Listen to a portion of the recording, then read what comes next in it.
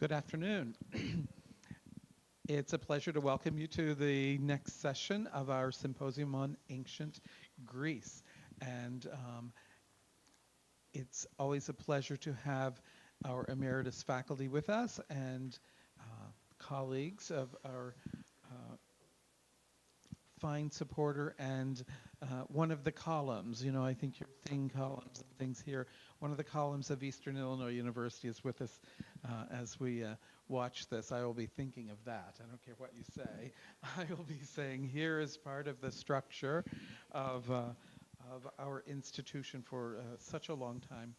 And I will ask Dr. Wafik Wabi to make the introduction. Thank you.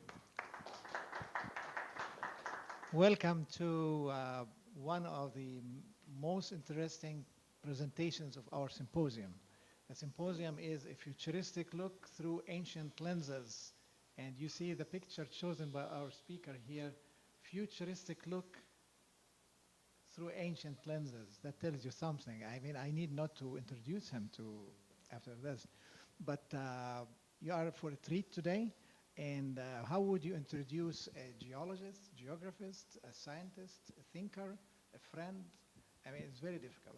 So I thought about the chair of geography and his son-in-law.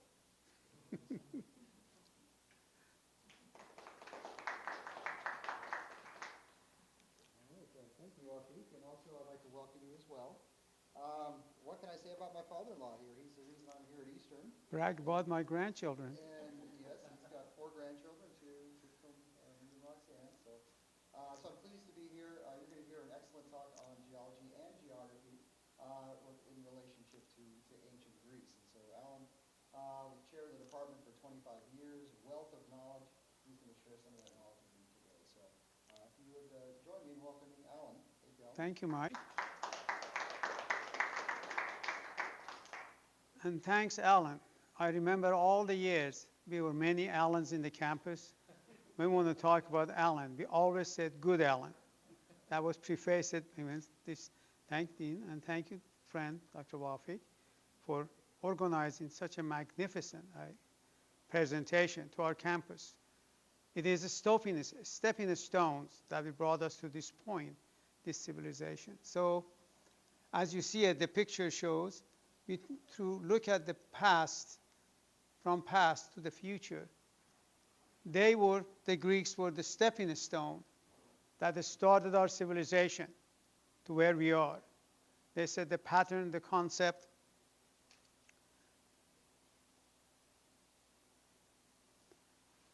And the topic is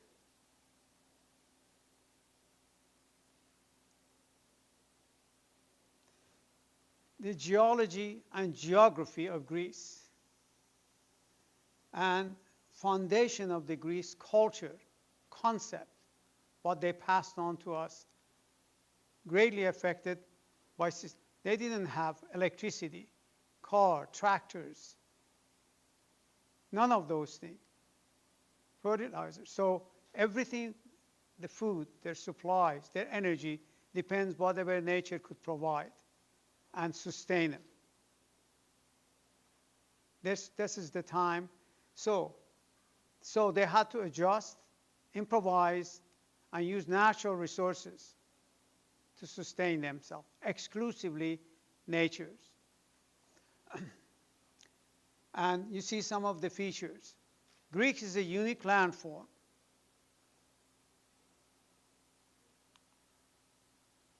These ancient civilizations, they made the greatest contribution, and this is fantastic for Dr. Wafik and Dean Allen to have this concept, to take us back through time.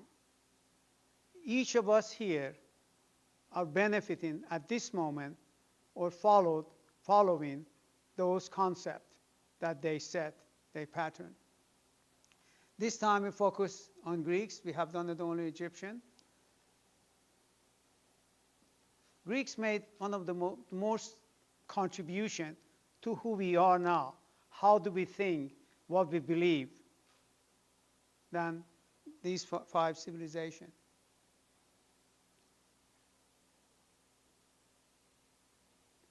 You're all familiar These were the five civilizations: Egyptians, Romans, Persians, Greeks, and Mesopotamia, on radius of Mediterranean Sea, here southern part of Europe. This is the focus of these ancient civilizations. Greece, a country in southeastern Europe whose peninsula extends from the Balkans in the Mediterranean Sea in mountains with many gulfs and bays. Forests fill some areas of Greece. Much of Greece is stony. That means really don't have soil for agriculture. It's rock. And suitable only for pastures. But few other areas are suitable for growing wheat, barley, citrus, dates, and olives, which Greeks are famous. And this is the country. Pretty soon you will see it's a unique landform. And that unique landform posed a great deal of challenges to the people who lived there. The Greek called the land Hellas and themselves Hellenes. It was the Romans who called them Greeks, Graecia, and that is the name by which we know them. The Greek historian Herodotus wrote that Egypt is the gift of Nile, but he never came up with an expression so memorable to describe his own country, because of his own country, perhaps because Greece was divided to many units, as you see, because of its landform, because of its mountains and rivers. So geography started having a great impact. Rather, it was a collection of city-state, although town, state, or even village state would have been more accurate. For few had the population to be called a city, separated by their topography, the landform, the valleys, the hills, the mountains, the rivers. These city-states were like a large family of quarrelsome brothers, almost always fighting with each other, but occasionally banding together to battle against outsiders when they felt like doing so. Afterwards, they were as likely as not to turn on each other again. The Greeks have often been described as independent-minded, and there seems no doubt that geology and geography played a major role in shaping that character. It was natural forces, mountains and sea, that molded Greece and Greeks in what they were. Most of the Greeks, of course, as said, Mediterranean. Most of the cities, Athens, a major city, are bounded by the ocean, Mediterranean Sea. So always at the edge of that critical point, land meets this ocean, and affected by the force of both the sea, the ocean, and the land.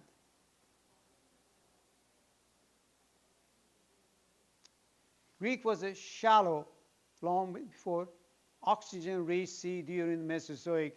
We divide the geologic time to Paleozoic, Mesozoic, Cenozoic. Mesozoic is the middle time. And that time, there was where the Greece is now was a shallow sea covered, and shallow sea, all the sediments that came from the surrounding deposited there on where in that shallow sea.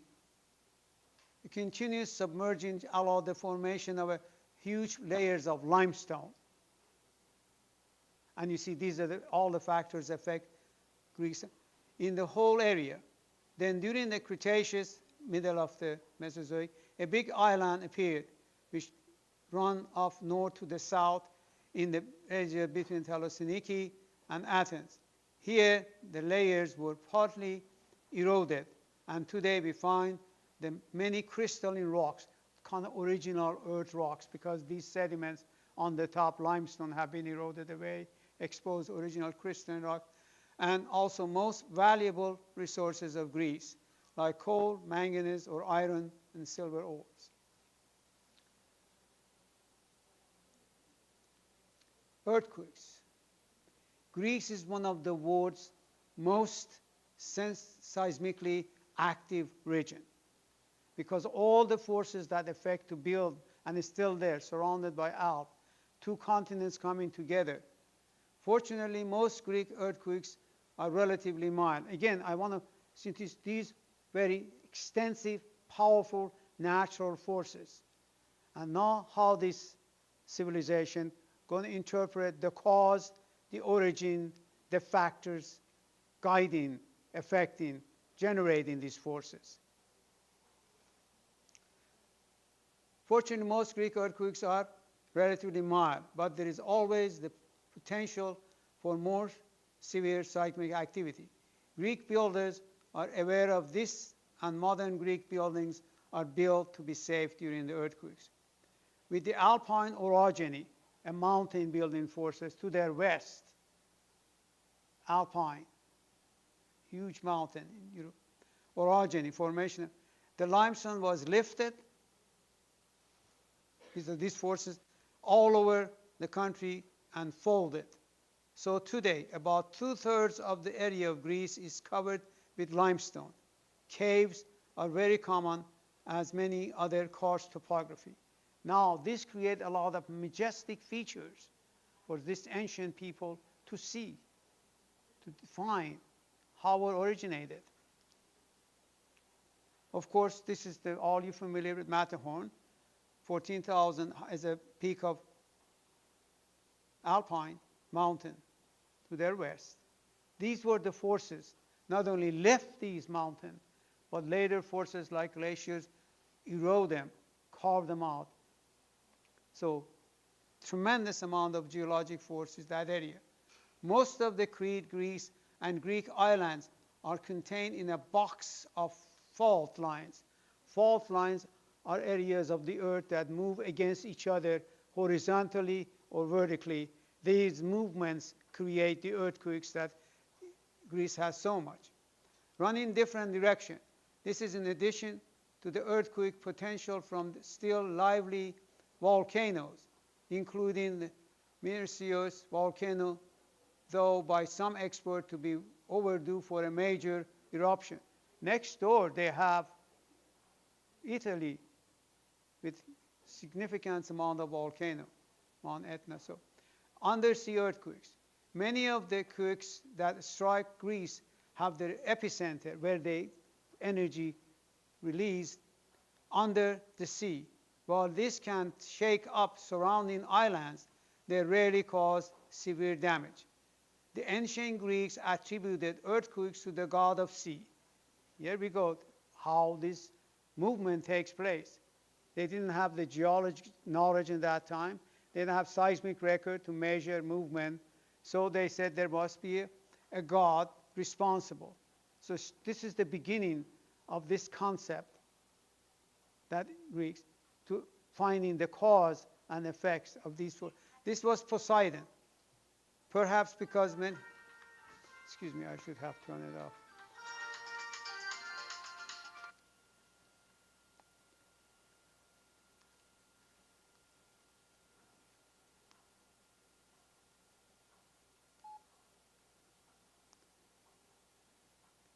Sorry. Okay. Undersea earthquakes. So there was a force responsible. Again, didn't have to measure these forces, a wave that creates and generates. So there was a god responsible for it. Perhaps because of many of them were centered under the waters. The Athens earthquake of 1999.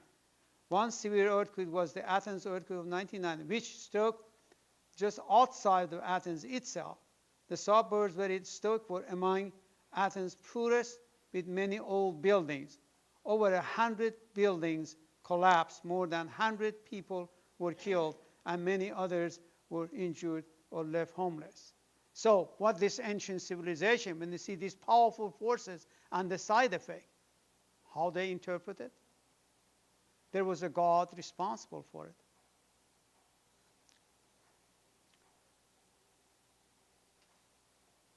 And these rocks, again, you see the amount of force that folded all these rocks, which is at many of the mountains of the Greece. It's a very popular place to go for field trip. And most of these rocks are made of limestone. And limestone, when water goes through it, dissolves, like Alabaster Cavern or Mammoth Cave and so on like that, hollows it inside and gives us the caves. And the caves, as the water dissolves limestone, trickle from the top, slowly deposit these and make this stalactite and stalagmite, which are coming from ceiling and from the floor. So some beautiful, majestic caves form in this limestone. Again, these ancient civilizations seeing this thing.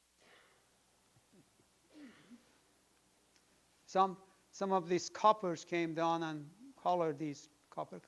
So there are very impressive forces shaping the land where the people can see, but how to improve. So it is a very dynamic area of the world.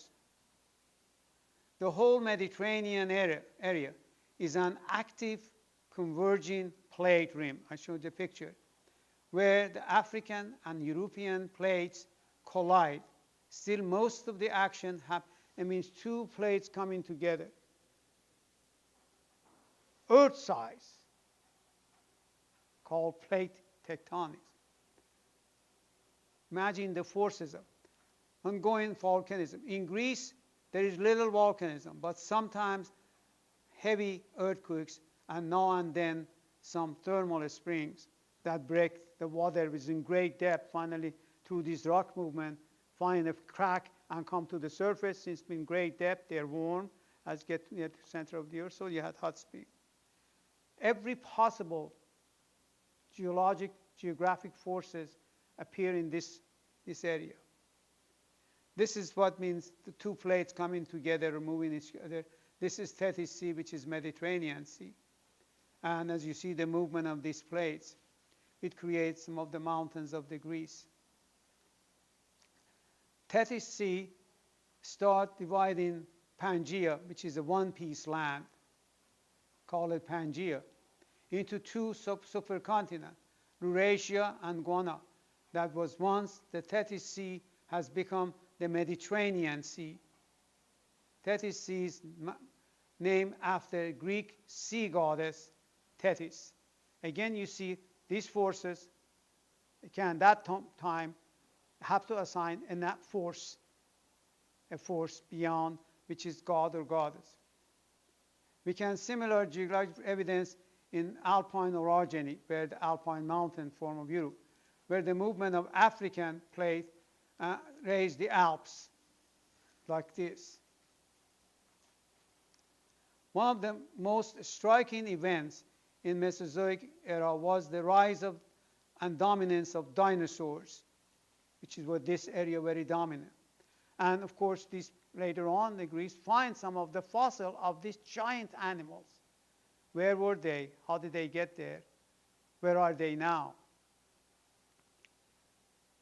One of the most striking was the dinosaur. The Mesozoic is rather 245 to 65 million years ago, and is divided into three periods. You hear Mesozoic. The rise of dominance of dinosaurs was one of the features of this area as far as. So this is the Greece. A shredded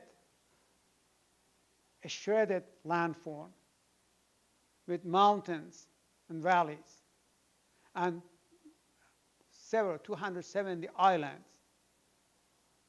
so-called, because of all these forces. A rough land.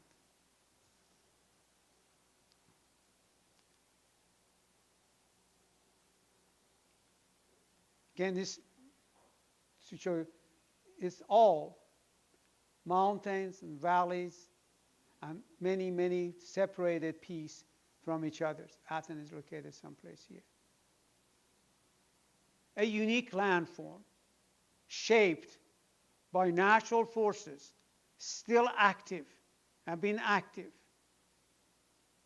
And here now the people within these forces. As you see, this is it.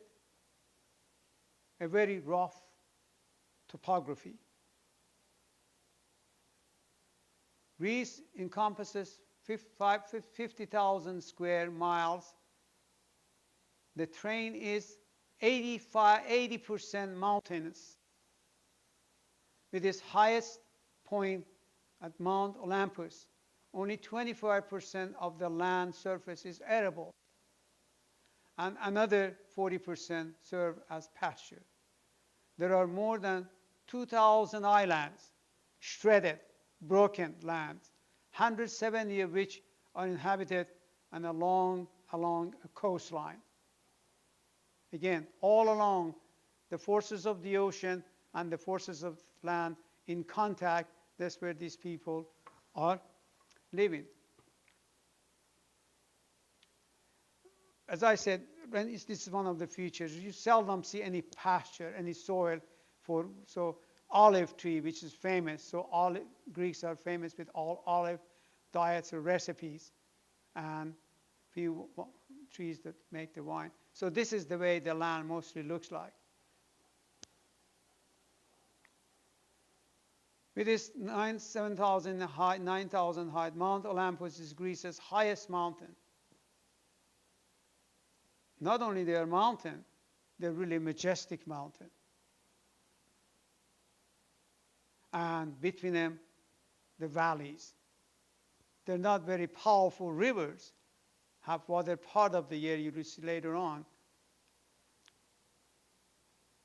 And many of these mountains, because of their majesty, attracted the Greeks to build monument, build temple to, you see, the gods and goddesses, the powerful forces that guide them. Mountains in Greece do not soar to the height of other mountain ranges such as Andes, Rockies, also Alps or Himalayas, but they are extensive. In fact, about 80% of Greece covered with mountains, with the rest at most settlements were less than 10 miles from a mountain. Every community, these mountain ranges isolated regions from each other. That's when they said there were cities and they separated the land. They could not, they didn't have cars or trains or planes and bicycle even to travel. So they were isolated, remain isolated. They were having horse and donkeys. These mountain ranges isolated regions from each other more effectively than fences because that they lack in height, they make up its steepness and ruggedness, preventing or discouraging overland travel and communications. That's when they said at the beginning, they were isolated cities or tribes. No matter where people settled in Greece, they were rarely more than 50 miles from the sea. Hurricane, tides, those forces of the ocean, they always were facing, didn't know when would they come. They didn't have meteorology to forecast when is they coming. They were just coming, appear. And so the philosopher Plato noted that the Greeks live around the sea like frogs around a pond. A deeply indented coastline, as you saw it before, held between its rocky fingers, a sea that could vary from tranquil to turbulent, depending on the season and the weather. Again, they never know when and how and why. So I just put it at time. The Greek mariners had experienced firsthand the sea's treacherous currents and diabolical whirlpools. Mediterranean Sea has little plankton. That is why its waters are so clear. It doesn't have all the algae and so on. It means that it doesn't support the extent and variety of sea life seen elsewhere, like around Gulf of Mexico, but certainly enough to be both an important and welcome source of food. Surrounded by water, the Greeks nevertheless faced a shortage of fresh water.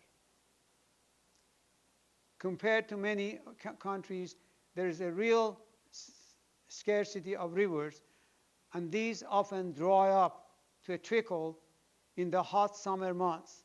Mediterranean climate, less clouds, summer hot, these rivers go dry.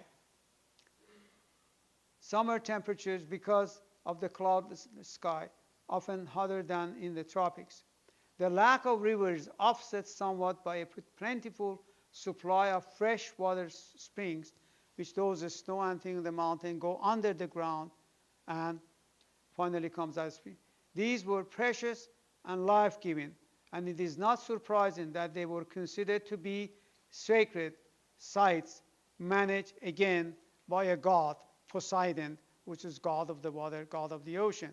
They don't know what is happening, what is coming in, so they give it a magic. Athens, for example, as you see located here, a site of Athens has been inhabited for approximately 8,000 years, ancient civilization. And from at least the beginning of Macedonian times, around 600 BC, it has been one of the greatest sites of Greece. Athens possessed cyclopean made of big rocks, such as mountain rocks, walls, monumental entrance, a postern gate, a royal palace, and a secret water supply. All this made of rocks, huge rocks which was available to them. Like Egyptians used this limestone to make pyramids, the Greeks used limestone. It's easier to break and shape than granite and so on. So they had rock supplies. Athenian pottery, a lot of clays. So there were a lot of clay here. So Athenian pottery was the best in Greece and was widely exported for some 700 years. Again, used this clay material there, shaped the pot. Another source of wealth was their silver from the mines at Laverion, especially from about 500 BC. Athens basin contains a number of different neogen sedimentary rocks originally formed in shallow lakes such as limestone, marsh, and I said clay. Clay deposits were abundant, so Greeks become famous in their potteries. Were the basis of, again, nature forces, natural mass supplies determine the build, the character of this, even their arts. Were the basis of the ancient Athenian pottery industry and are still exploited today. How about Greece's weather? Greece has a Mediterranean climate with plenty of sunshine, mild temperature, and a limited amount of rainfall due to the country's geographical position. Its rugged relief and its distribution between the mainland and the sea, there is great variation of Greece's climate affected by interaction between two. Olympia, home of original Olympic Games, and these people, they were always had to hike up and down, walking around, so became very athletic. And so the sports or athletic or walking or running, competing become so, it started a contest which is Olympic Games started, original Olympic Games. And Mount Olympus, home of Zeus and other Olympian gods, because of his majesty, that's where the Greek god lived. The high peak is Mount Olympus at 9,500 feet tall and the home to the gods of Greek. Mount Olympus has 52 peaks and most worshipped mountain of the Greece. Again, every action of every these natural forces that they couldn't understand, it was a god assigned to it. A magnificent place with numerous forests and gorges and summit of different heights, blessed with mild climate, the Mount Olympus, and surrounded by Uranus, the heaven. It never rained on Mount Olympus, nor was it ever windy. Only some clouds were appearing for time to isolate the god's kingdom from outside world and bless the world with water. The favor of the deities gave the mountain an honored places in classic Greek culture, and that mythical status has been passed down through the centuries across Western and many Eastern civilizations. That setting, that thought, that concept passed on that classical Greek views of nature, cause of natural forces, those who control natural forces. Pantheon, the mountain's highest peak, Mykoteste said it tops out at 9,500. The ancient called Mitakos Pantheon and believed it was the meeting place of deities.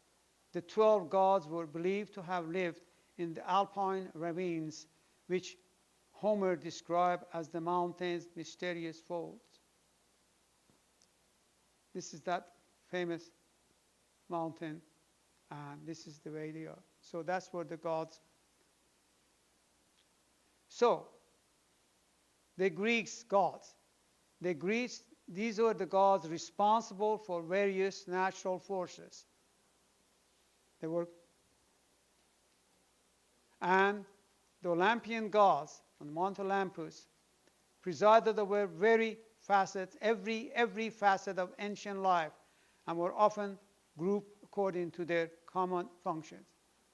This is what they saw, they interpreted, and they devised the cause and responsible for these forces and passed it on to the Western and Eastern civilization. As I said, they were a stepping stone. We are taking you back to the first step where you stand in top of the staircase.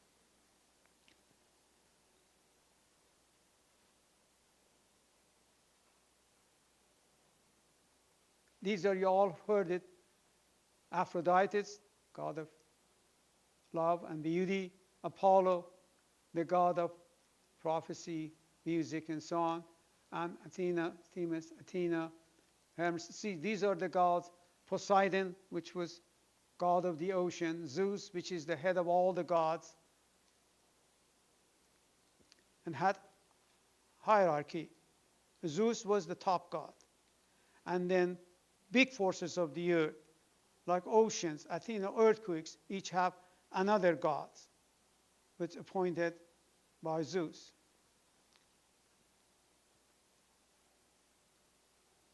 Zeus, king of all the gods. Look at the figure of that Zeus, the shape of that Zeus. That god, shape, character, looks passed on up to the present time to all the Western and Eastern culture. Poseidon, another powerful force because controlled the ocean. Remember, next to the water, that's another powerful force that was there.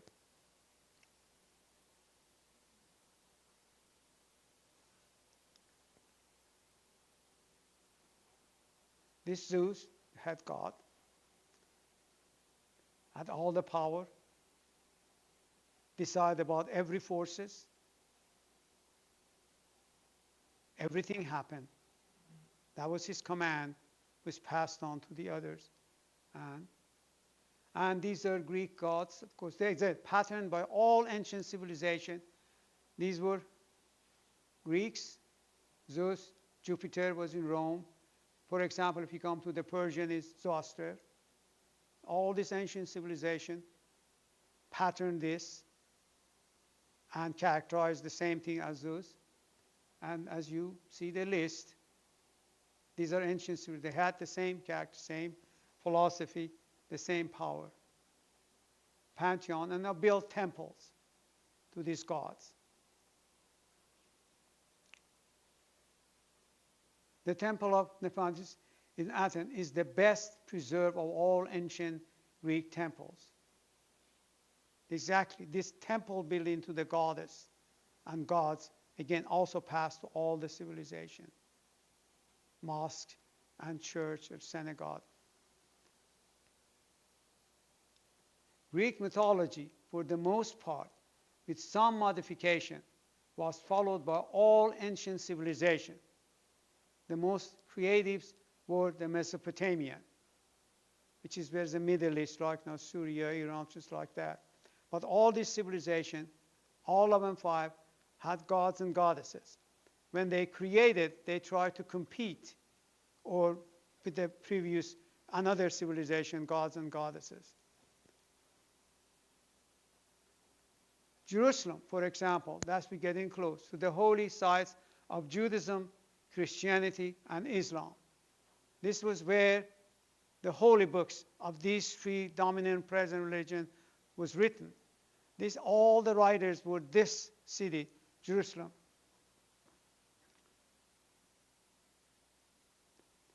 You see at the horizon, this is Mosque of Omar. This is where Muhammad went up to see the God, to get the message firsthand.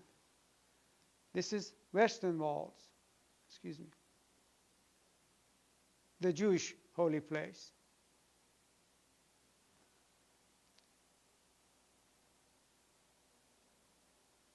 And this is Church of Ascension, where Jesus was lifted going up.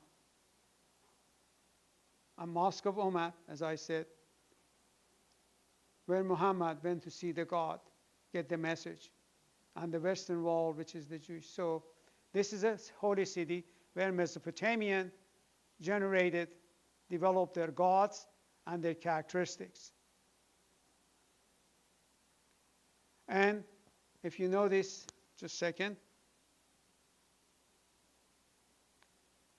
the roots of Judaism date back to around 2000 BC, when Abraham refused to worship the idols which were common during that period. He's considered by Jews to be the first to believe in a single God. For the first time, this civilization, Romans have Poseidon, Taurus, Titan, and so on, a single God. Judaism is more organized form has begun with Moses, who is believed to have received the 10 commandments from God in Mount Sinai after the Israelite exodus from Egypt around 1500 BC. In the Bible, Abraham was called the first Hebrew. Judaism believing only in one God, tracing its beginning back to Abraham, when nearly 2,000 years ago, when the God chose Abraham to be his special servant. And these Mesopotamian, which is now going to Quran, the descriptions is written in Torah, that's the Old Testament, Bible, the New Testament. But remember, Bible has the Old Testament, and by the Muslim, Quran, which has all those plus some segment that Muhammad added to it, the Prophet. So these are the people who wrote these books in that area, in Jerusalem, and passed it on. We still, many people in the world follow that. So this is Abraham, the father of three faiths, Judaism, Christianity, and Islam. Again, the same ideas of Greece, that this God required obedience. Obedience. Whatever we tell you, follow it. For example, here they give you the example, which is they created the first Jewish people. God asked Abraham to go and sacrifice his only son. Characterize that God. Then, during the 15th century, Pope Julius II asked Michelangelo to paint the entire history of the Old Testament, New Testament, all on the Sistine Chapel, exactly as it is described in the books. Of course, Michelangelo, as you know, was a sculptor, made a statue. And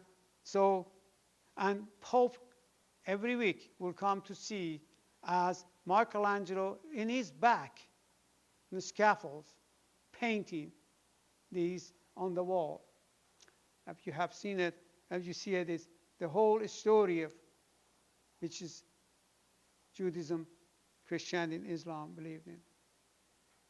And one of the scenes is famous, called it fresca, which is Allah, God, Yahweh, created Adam out of his image. By the way, when Michelangelo painted, also you have read Michelangelo's description, he had a normal sized penis. And when the Pope came in, said, no, no, that could excite some people coming through. So Michelangelo goes back and reduced the size. So there's that Pope was given description. And so, again, this is it. God is a male, like the same shape as Zeus.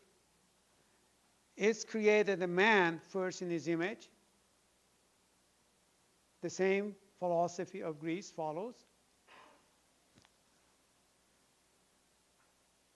And the face of God from the creation of Adam, as I saw that face. Again, the same patterns, looks of God followed from Romans, Greece, Egyptian, and Persians.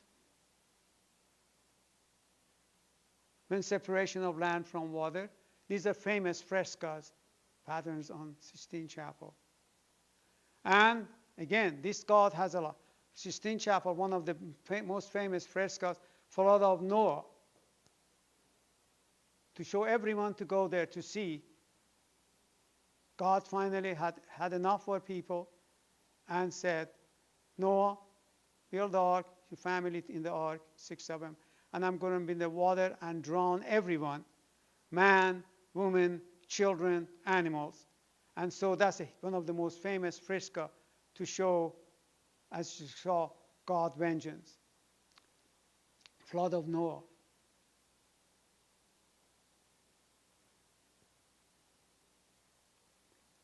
And this God of Mesopotamia also had messengers, as you all know. Moses, Prophet Moses, founder of Judaism, on the Mount Sinai receiving the 10 Commandments. I participated on archaeological site, and I have climbed the Sinai. It's a beautiful geology snow. It's a lot of granite, red granite, and it's granite, but it has these flat surfaces, faces, and shaped like that. Is in Sinai Peninsula. Of course, then Jesus. They say God was disappointed Moses didn't carry his message, pass it on right.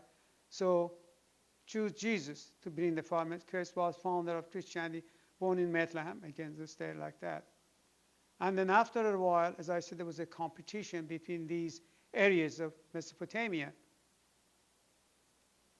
Muslims said, no, Muhammad was called by God to go see him in person and get the message, and came back, which is Muhammad, founder of Islam. One of the things the Greeks established, and carried, remember, all are man. And every segment of this, the women have a lower value. The same thing the Greeks just followed it, the same patterns. Greek philosophers. Now, that was one of the Greek tradition that has the religion, the three dominant religions of the present world. Also, Greeks contributed a great deal to the Greek philosophers, truth seekers, thinkers, theorists. The philosophers of the 5 ancient civilizations, for the most part, established fundamentals of science and technology. We call it Renaissance and Industrial Revolution, which is still taking us. We have the day. So, we give credit to them.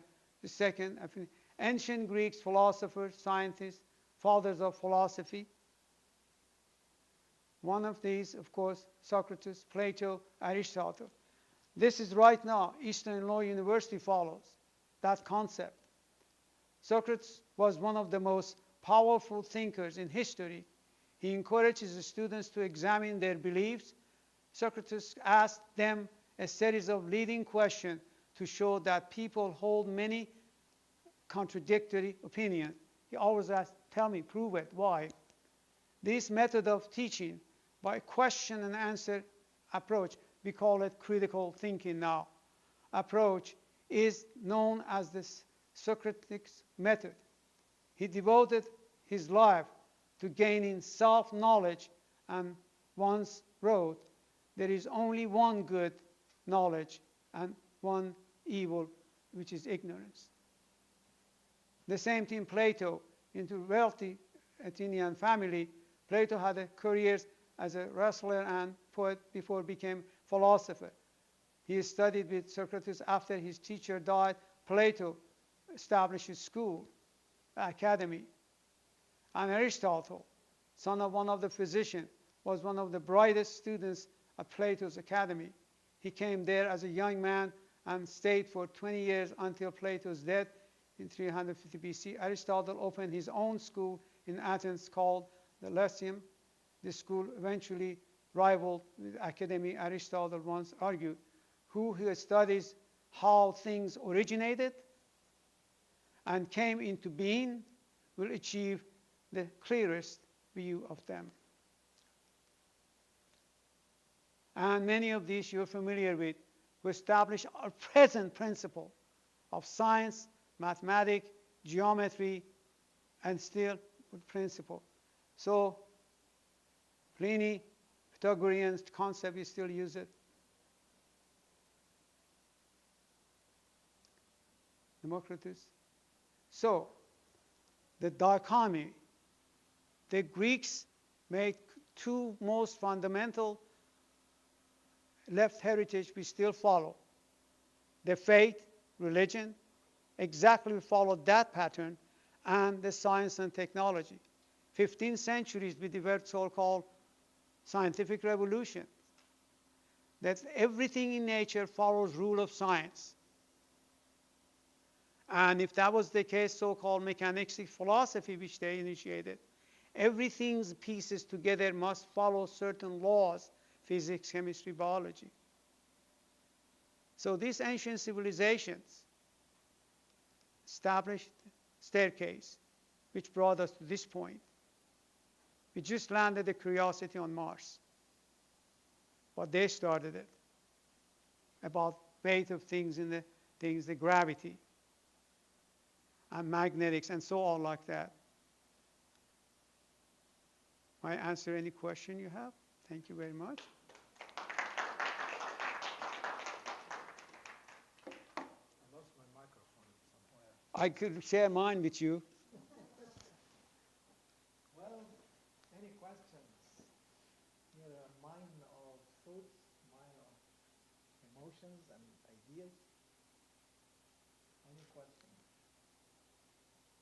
At least we got food for thought that prepares us for dinner to come. And I hope you have enjoyed it. Anyone disagree with anything I said? Let's ask it that way, see if somebody says yes or no. Who can disagree with you? Such a wonderful friend I have. We fight together. I tell my students that Dr. Baharlou is my dear friend, and we fight a lot about lots of things. Because he says things, and I tell him why, and he gives me a reason. I tell him I'm not convinced, and he asks me for a reason. I give him a reason. He's not convinced, so we fight. And we smile when we fight. Like grandchildren and children fight, huh? Very good. Thank you. Thank you very much for coming. Have a great evening.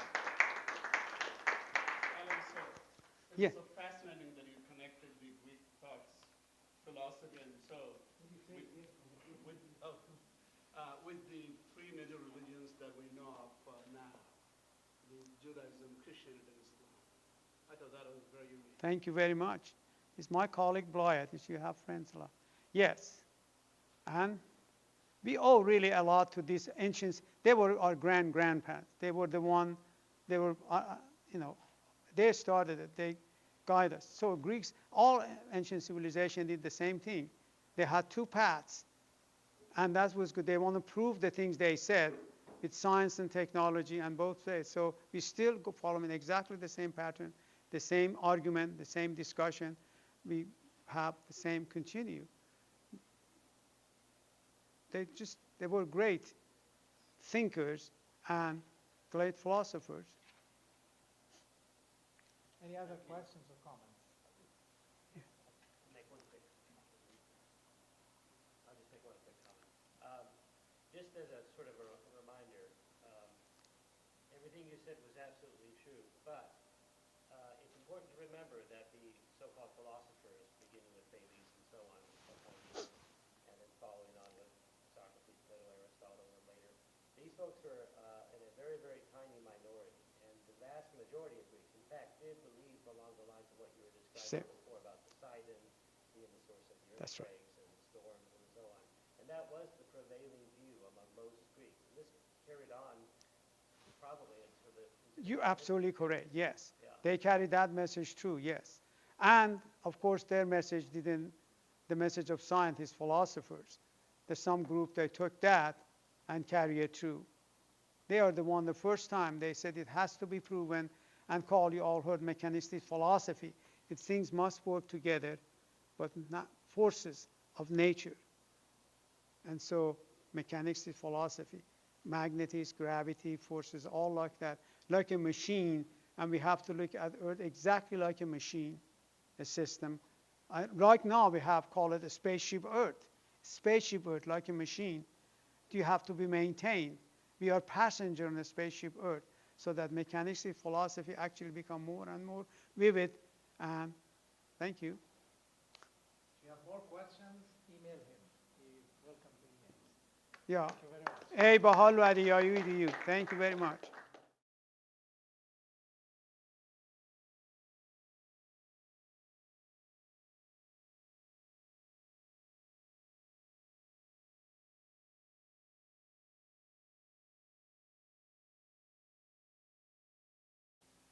Each of us here are benefiting at this moment or following those concepts that they set, they pattern. This time we focus on Greeks. We have done it only Egyptian. Greeks made one of the most contribution to who we are now. How do we think, what we believe, than these five civilizations.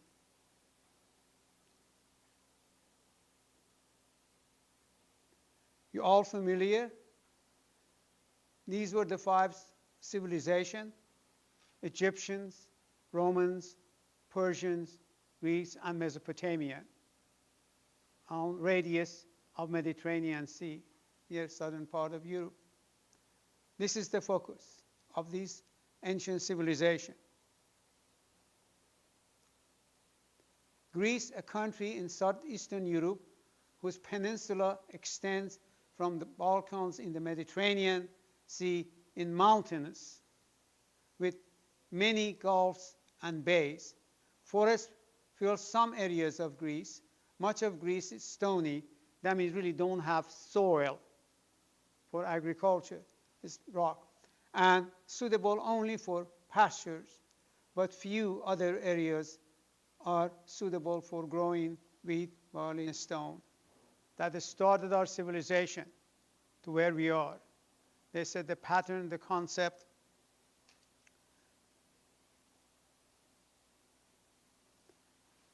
And the topic is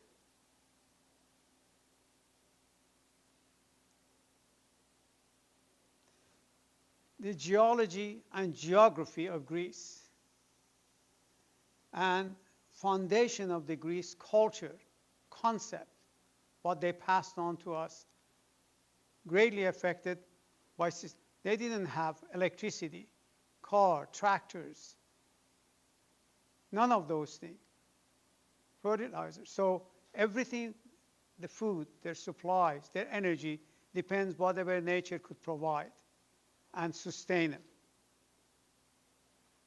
This is the time.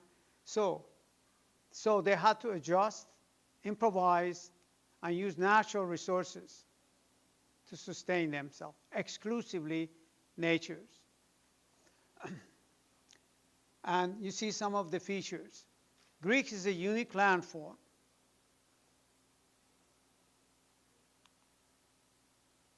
These ancient civilizations, they made the greatest contribution, and this is fantastic for Dr. Wafik and Dean Allen to have this concept, to take us back through time.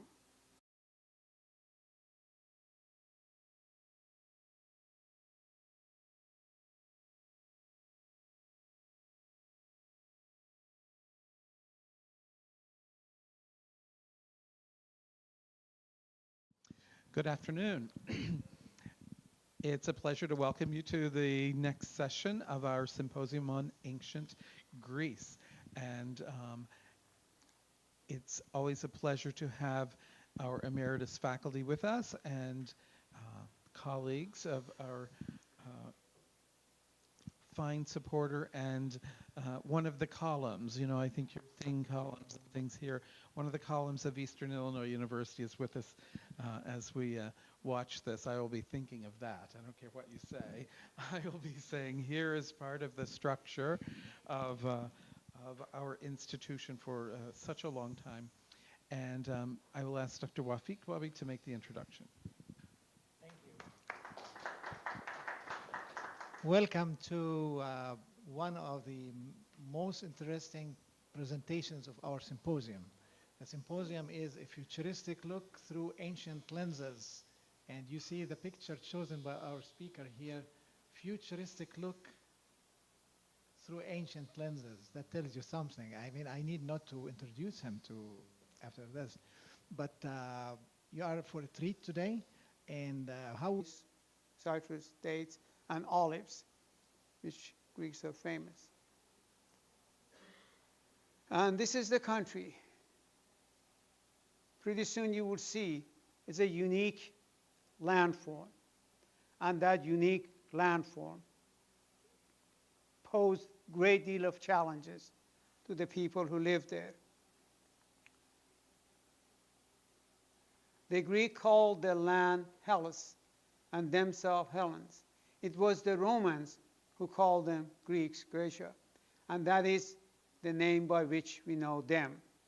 The Greek historian Herodotus wrote that Egypt is the gift of Nile,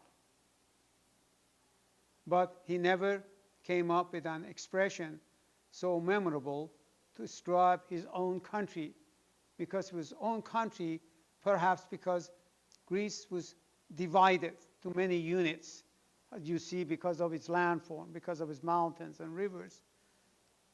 So geography started having a great impact. Rather, it was a collection of city-state, although town, state, or even village-state would have been more accurate. For few had the population to be called a city, separated by their topography, the landform, the valleys, the hills, the mountains, the rivers. Would you introduce a geologist, geographist, a scientist, a thinker, a friend? I mean, it's very difficult. So I thought about the chair of geography and his son-in-law.